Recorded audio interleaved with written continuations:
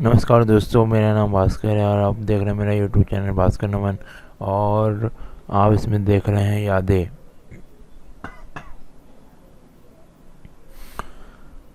यादों में आज मैं बोलने जा रहा हूँ मदन मोहन मालवीय जी की कुछ यादें।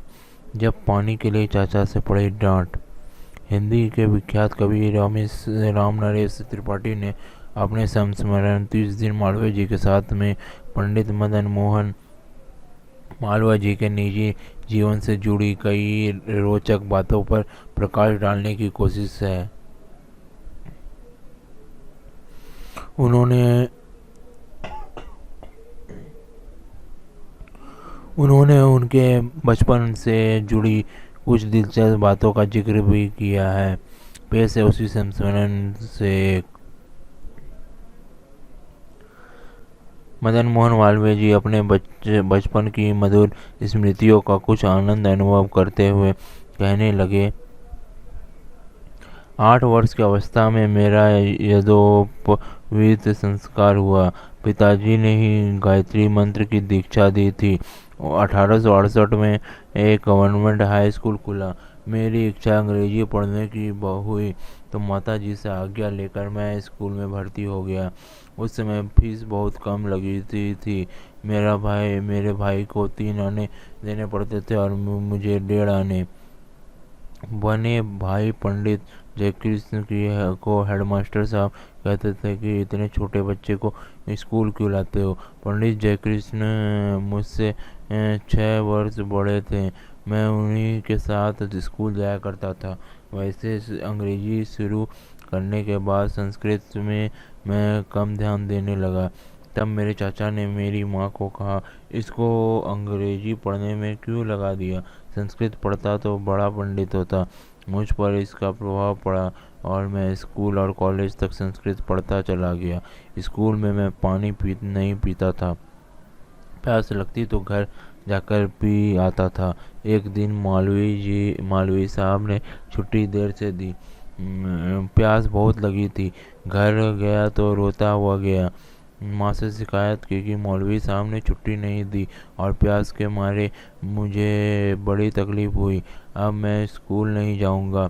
उसी वक्त मेरे ताऊ पंडित लीलाधर जो मेरी बातें सुन रहे थे वहाँ आ गए। उन्होंने मेरे पीठ पर एक थप्पड़ दिया और कहा, जाओ स्कूल नहीं जाओगे। और क्यों नहीं जाओगे? फिर क्या? मैं बिना पानी पिए ही रोता हुआ उल्टे पाँव स्कूल लौट गया। तब से पानी की व्यवस्था स्कूल में की गई। एक लोटा रखा गया। नन्हू को कहार लोटे को मंझकर अलग रखता था। मुझे प्यास लगती तो उसी से पानी पिया करता था। जब मेरी अवस्था 15 वर्ष की हुई तो बीच बीच में पोथियों को भी पढ़ता रहता था। कुछ पोथियाँ खराब भी हुई होगी, पर उनमें से मैंने बहुत से श्लोक कंठ कर लिए थे। इन पोथियों में इतिहास समुच्चय नाम की एक पोथी थी, जिसमें महाभारत के चुने हुए 32 इतिहास थे। मेरे धर्म संबंधी विचारों और ज्ञान को बढ़ाने में यह पुस्तक बड़ी सहायक हुई। स्कूल में भर्ती होने के बाद भी पाठशाला में जाना नहीं छूटा था। वहाँ एक पंडित ठाकुर प्रसाद दुबे थे। वे भागवत के बड़े विद्वान थे, जो विद्यार्थी को संस्कृत का श्लोक सिखाया करते थे।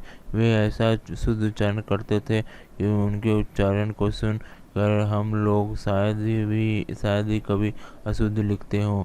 16 वर्ष की आयु में मैंने अपने चाचा श्री पंडित गदाधर जी से भागवत पढ़ी। यह नाटक ठीक याद नहीं। पंडित गदाधर जी संस्कृत के भारी पटु शास्त्री विद्वान थे। उन्होंने पहल वेणी संहार का हिंदी भाषा में अनुवाद किया। बाद में प्रबोध चंद्रोदय, शुक्रनीति, मृच्छकटिक और प्रचंड कौशिक का भी अनुवाद उन्होंने किया, क्योंकि ये बहुत अच्छी हिंदी लिखते थे। मेरा विवाह मिर्जापुर के पंडित नंदरा हम जी की कन्या से 16 वर्ष की अवस्था में हुआ था। मेरे चाचा पंडित गदाधर जी मिर्ज़ापुर के गवर्नमेंट हाई स्कूल में हेड पंडित थे, इसलिए मैं अक्सर छुट्टियों में उनके पास जाया करता था। एंट्रेंस पास होने के बाद एक बार मैं मिर्ज़ापुर गया तो था पत्नी की मौत से, पर एक धर्म सभा का अधिवेशन हो रहा था, उसमें चला गया। एक महंत सभापति थे। कई वक्ताओं को के बोल चुकने के बाद गदाधर चाचा ने से पूछकर मैंने भी धर्म विषय पर भाषण दिया। उसकी बड़ी प्रशंसा हुई, लोग पीठ ठोकने लगे। तब से मेरा उत्साह बहुत बढ़ गया।